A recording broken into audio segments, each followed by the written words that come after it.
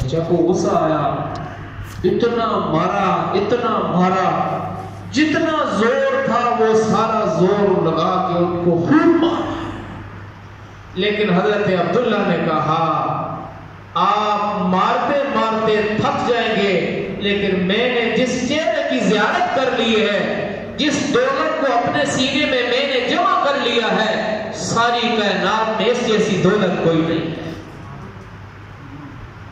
آپ دیکھیں، چچا نے کہا عبداللہ اگر تو اس دین سے واپس نہیں آتا تو میرے گھر سے نکل جا، اب میرے گھر میں رہنے کے لیے میرے پاس تیرے رہائش کے لیے کوئی جگہ نہیں ہے، کوئی گنجائش نہیں ہے۔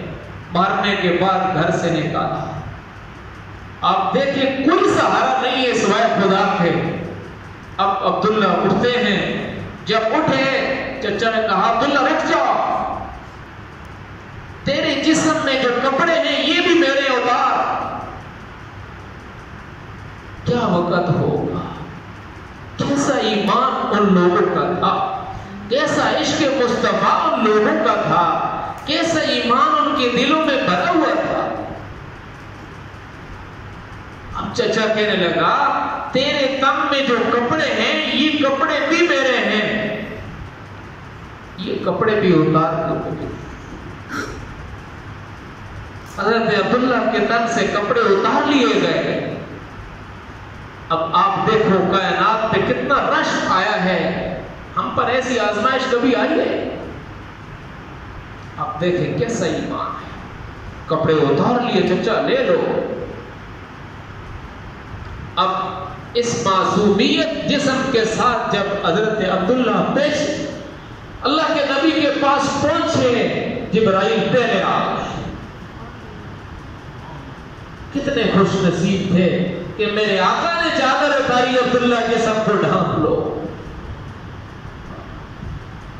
ایمان ہم تک آسانی کے ساتھ نہیں پہنچا، بڑی قربانیوں کے ساتھ پہنچا ہے۔ جب تک یہ دل میں ایمان مضبوط نہیں ہوگا، یہ دل میں ایمان کا درخت پکا نہیں لگے گا، پھر یہاں سے ظلم کی شاخ نکلے گی، حرام کی شاخ نکلے گی، یہاں زیادتیوں کی شاخ نکلے گی۔ ہمارے سر سے لے کر پاؤں تک ہر جسم کے ذرے ذرے سے ظلم نکلے گا۔ انسان ظلم کیوں کرتا ہے؟ ظلم اس وقت کرتا ہے جب انسان کے جسم سے ایمان کی شمع بجھ جاتی ہے، ایمان کا چراغ بجھ جاتا ہے، پھر ظلم کرتا ہے۔ لیکن میرے عزیزوں، جب طلب ہوتی ہے اللہ استقبال کرتے ہیں۔ یہ ایمان کی بڑی قیمت ہے، بہت بڑی قیمت ہے۔ ایک واقعہ ذہن میں آیا، وہ بھی سنا دیتا ہوں۔ ایک صحابی ہیں نبی پاک علیہ السلام کے، حضرت دحیہ کلبی رضی اللہ عنہ۔ اب یہ غیر مسلم تھے، اسلام قبول نہیں کیا تھا، اب عیسائی مذہب پر تھے۔ دل میں بات خیال آیا کہ اپنے شرک سے توبہ کروں، اپنے کفر سے توبہ کروں، یہ جو اسلام مذہب سچا مذہب ہے اس کو قبول کروں۔ اب دل میں یہ بات تھی، اللہ نے دل کو نرم کیا، آئے اسلام قبول کرنے کے لیے، لیکن رو رہے تھے، چہرے پہ آنسو۔ اب یہ اسلام قبول کرنے کے لیے جب مسجد نبی میں آئے تو اللہ نے حضرت جبرائیل علیہ السلام کو پہلے بھیجا۔ اللہ کے رسول دحیہ آ رہا ہے ایمان قبول کرنے کے لیے، اس کا استقبال کریں۔ کتنے خوش نصیب تھے۔ نبی علیہ السلام کھڑے ہو آئے، رو رہے۔ اللہ کے رسول میں آپ کے ہاتھ پہ ایمان قبول کرنا چاہتا ہوں۔ نبی علیہ السلام نے فرمایا خوش آمدید، مرحبا۔ اب کلمہ شہادت پڑھا، رو رہے، مسلسل رو رہے۔ اللہ کے رسول میں نے ساری زندگی کفر میں گزار دی، گناہ میں گزار دی، شرک کیا، پتہ نہیں کیا کیا کیا۔ اللہ کے رسول میرے گناہ معاف ہو جائے۔ نبی علیہ السلام نے فرمایا الاسلام یہدم ما کان قبلہ، یہ ایمان ایسی چیز ہے ایمان قبول کرتے ہی تمہارے سارے پچھلے گناہ معاف ہو جائیں۔ اب اسلام قبول کیا، اللہ کے رسول ایک بہت بڑا گناہ باقی ہے۔ حضرت دخشا، اللہ کے رسول بڑا گناہ باقی ہے۔ نبی علیہ السلام نے فرمایا دخشا کون سا گناہ ہے؟ اللہ کے رسول جب آپ دنیا میں نہیں آئے تھے، میں اپنے قبیلے کا سردار تھا، اپنے علاقے کا سردار تھا۔ جب مجھے پتہ چلتا کسی گھر میں بیٹی پیدا ہوئی ہے، میں اس معصوم بچی کو ماں کی گود سے اٹھا کے اپنے ہاتھوں سے زندہ درگور کرتا۔ کرتے کرتے 70 بچیوں کو میں نے اپنے ہاتھ کے ساتھ زندہ درگور کیا۔ 70 معصوم بچیوں کو میں نے اپنے ہاتھ کے ساتھ زمین میں درگور کیا۔ اللہ کے رسول میرا یہ گناہ بھی معاف ہو جائے گا؟ نبی علیہ السلام نے فرمایا دخیا، اسلام ایسا مذہب ہے کہ جو اس میں داخل ہوتا ہے پچھلے سارے گناہ معاف ہو جاتے ہیں۔ اب دخیا حضرت نبی علیہ السلام کا بات چل رہی ہے، اوپر سے جبرائیل کو اللہ نے بھیجا۔ اے جبرائیل، میرے نبی سے کہہ دیجئے اس کو خوشخبری سنا دیں، تیری ساری زندگی کا پچھلا کفر بھی معاف ہے اور 70 بچیوں کا قتل بھی معاف ہے۔ میں بات عرض یہ کرنا چاہتا تھا، یہ ایمان ایسی چیز ہے، اس کی بڑی قیمت ہے، لیکن یہ اس وقت پتہ چلتا ہے کہ جب دل میں ایمان آتا ہے۔ ابھی ہم کلمہ پڑھتے ہیں لیکن کلمے کا درخت ہمارے دلوں میں لگا نہیں ہے، کلمہ ہمارے دلوں میں پختہ نہیں ہوا ہے۔ آپ پیچھے دیکھیں کتنے سخت واقعات میں، لیکن جن کے دلوں میں ایمان تھا اللہ نے کیسے استقامت نصیب فرمائی، اور جنہوں نے استقامت کو اپنایا اللہ نے انعام بھی بڑھا دیا۔ چنانچہ حدیث پاک میں آتا ہے رسول پاک علیہ الصلوۃ والسلام معراج کی رات میں جب آسمان پہ جا رہے تھے، بیت المقدس سے جب آسمان کی طرف اٹھے تو دیکھا ایک عجیب خوشبو آ رہی ہے۔ فرمایا جبرائیل، میں دیکھ رہا ہوں یہاں سے کوئی انوکھی خوشبو، گویا جنت کی خوشبو آ رہی ہے، مجھے ایسے لگ رہا ہے کہ جنت کی خوشبو کہاں سے آ رہی ہے۔ اب جبرائیل علیہ السلام نے فرمایا اللہ کے رسول آپ کے آنے سے 10,000 سال پہلے، بعض علماء فرماتے 3,000 سال پہلے فرعون حکومت کرتا رہا۔ فرعون کی حکومت میں ایک عورت حضرت موسیٰ علیہ السلام پہ ایمان لے آئی۔ وہ عورت فرعون کی باندی تھی، اس کی خادمہ تھی، اس کی نوکریانی تھی۔ اب فرعون کو پتہ چلا کہ میری خادمہ، میری نوکریانی نے اس موسیٰ علیہ السلام کے دین کو قبول کر لیا۔ اس نے اس کو بلایا اور کہا اس دین کو چھوڑ دو ورنہ میں تیل کا کڑا گرم کر کے تجھے اس پہ ڈالوں۔ اب اس نے لکڑیاں کٹی کی، تیل ڈالا بڑے کڑا میں، اس کو گرم کیا، جب کھولنے لگا اس عورت کو بلایا۔ 2 بیٹیاں اس کے ساتھ تھیں، ایک دودھ پیچی معصوم بچی اور دوسری تھوڑا چلنے والی 4, 5, 6 سال کی بچی۔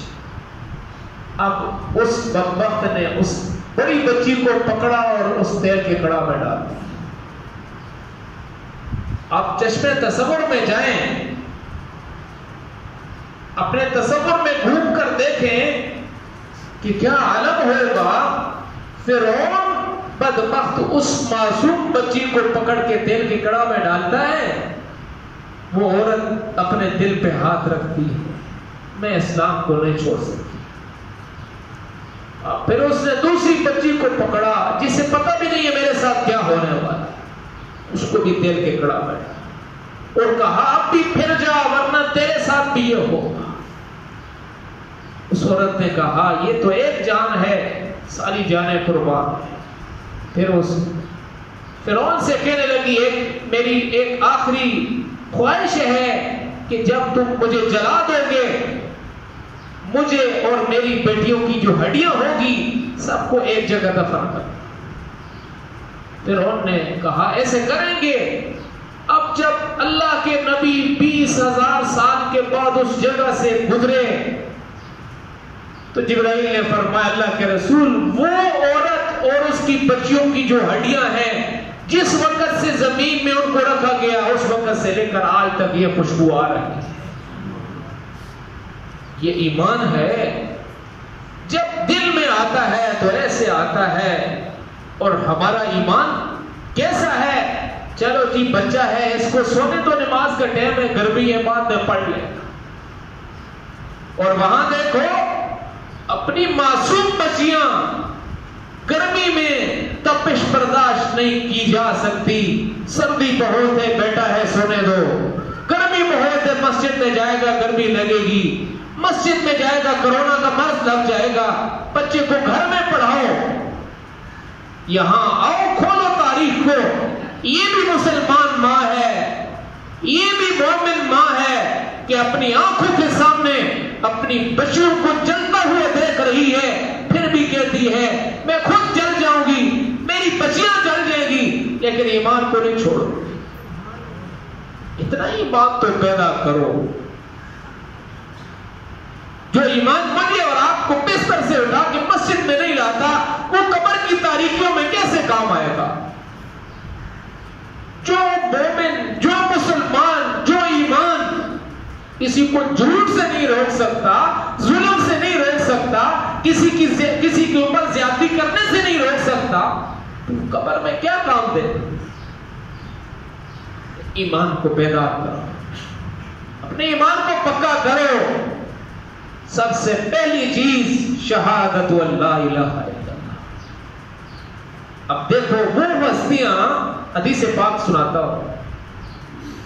صحابہ کرام نے نبی پاک علیہ السلام کے چہرے مبارک کو دیکھا تھا ان کے ہاتھ میں اسلام کو قبول کیا تھا قرآن کو اترتے دیکھا تھا.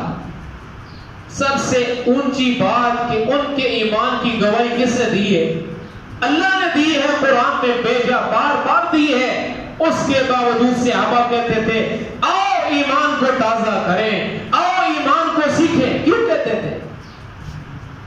آپ پتہ ہے جس کے ایمان کی گواہی اللہ دے رہا ہے اس کا ایمان کچا ہو سکتا ہے. اس کے باوجود وہ لوگ مسجد میں آتے تھے اور کہتے تھے آؤ ایسی باتیں کرتے ہیں جن باتوں سے ہمارا ایمان تازہ ہو جائے ہمارا ایمان بڑھ جائے. آج کبھی ہم نے ایسے کیا ہے؟ ہمارے ایمان کی گواہی تو کسی نے نہیں دی ہے. اس کے باوجود مزے سے کھاتے ہیں مزے سے پیتے ہیں مزے سے اس عارضی ایمان پہ بھروسہ کر کے بیٹھے ہو. چلو دیکھ لیں میرے عزیزو جب وقت آئے گا تو پھر پتہ چلے گا کیا دیکھیں گے کیا نہیں دیکھیں. اسی لیے اپنے ایمان کو بیدار کریں اپنے ایمان کو پختہ کریں. اتنا ایمان تو بنا لیں کہ کم از کم 5 وقت سجدہ تو کر لیں. اتنا ایمان تو بنا لیں کہ اپنے چہرے پہ نبی کی سنت تو سجا لیں. اتنا ایمان تو پیدا کر لیں کہ اپنے 24 گھنٹے میں 24 گھنٹے کی زندگی میں اللہ اور اللہ کے رسول کا حکم زندہ کریں. اور کوئی قربانی ہم نہیں دے سکتے نہ دے لیکن اتنی قربانی پر تو اپنے آپ کو تیار کریں. اللہ ہم سب کو ان سارے باتوں پر عمل کرنے کی توفیق نصیب فرما. سنت پڑھ